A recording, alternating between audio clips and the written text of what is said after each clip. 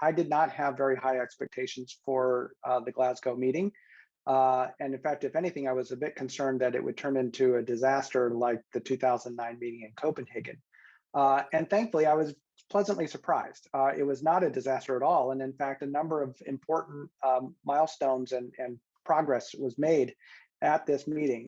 Why weren't you expecting this? I mean, 2021 has been a year where everyone started talking about climate change. It seems to me that, the topic has been gaining momentum, but why weren't you expecting this?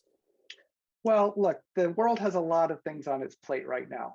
You may have heard of this thing called the COVID-19 pandemic, which is, absolutely taken over everything that governments are being forced to deal with. Of course, now economic recovery is a major issue, and we're not done with the pandemic. We get new variants and so on. And so that has just taken so much of the world's attention away from climate change and lots of other issues. And so, I just from that larger context, I didn't expect a lot. And then also, each country is working through its own issues. But in terms of public perception, according to our research, how has public perception on climate change changed in 2021? So I can take that at two levels. So here in the United States, we're seeing very substantial changes just in the past 6 months. So for instance, Americans' understanding that climate change is happening has jumped 6 percentage points just in the past 6 months to now an all-time record high at 76% of Americans. Americans are increasingly worried about climate change, with about 7 out of 10 Americans saying that they're now worried, and 35% of them say that they're very worried. That's a 10-point jump. And what's driving that?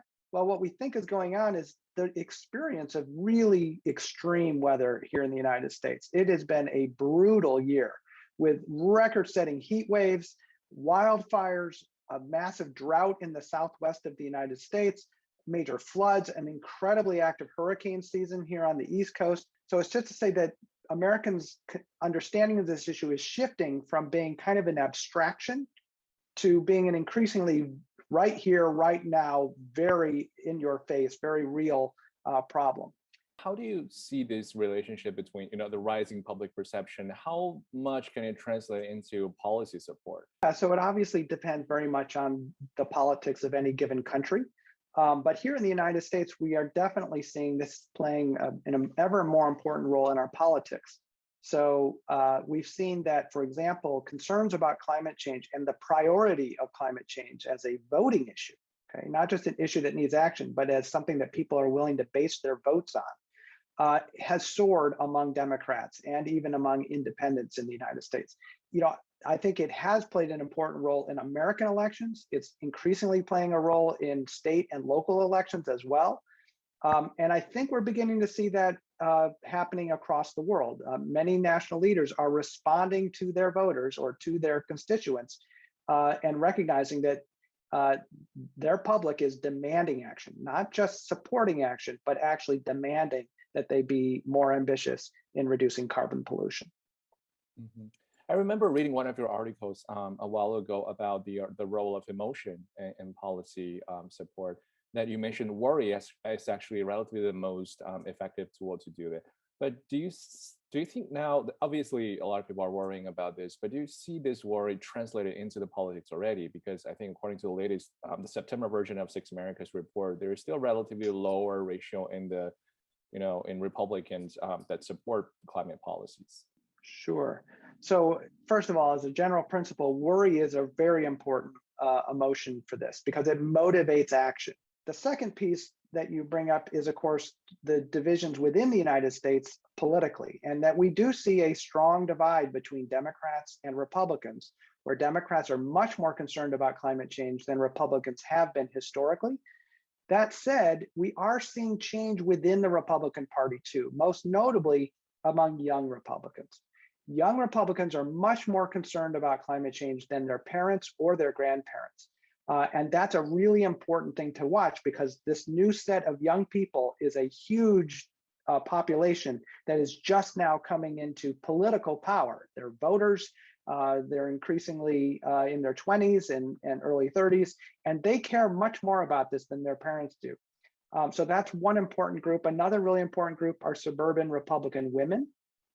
Turns out to be a very important swing bloc in American elections, and they too tend to be much more concerned about climate change than the rest of the Republican Party.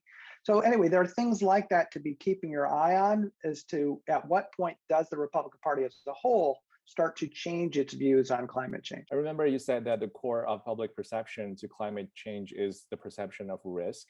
But in terms of climate change communication, would you say that helping people connect the dots is actually the core of it? Well, so I would say yes, in both sense, that it's about helping people connect the dots to see how the people and places and things that they care about are at risk. So helping them understand that why this is so important. But that also needs to be coupled with what we call a sense of efficacy. Okay, in other words, that you know what the solutions are. So what we find here in the United States and in many places around the world is that many, many, many millions of people are now alarmed about climate change. Like they're very worried about it, but they don't know what to do. And so that still is a crucial thing to communicate to help people understand, here's how you personally, or we collectively can actually make a big difference. And in fact, that's the good news here, is that the future is still absolutely within our own hands. We get to choose what kind of future we have on this planet.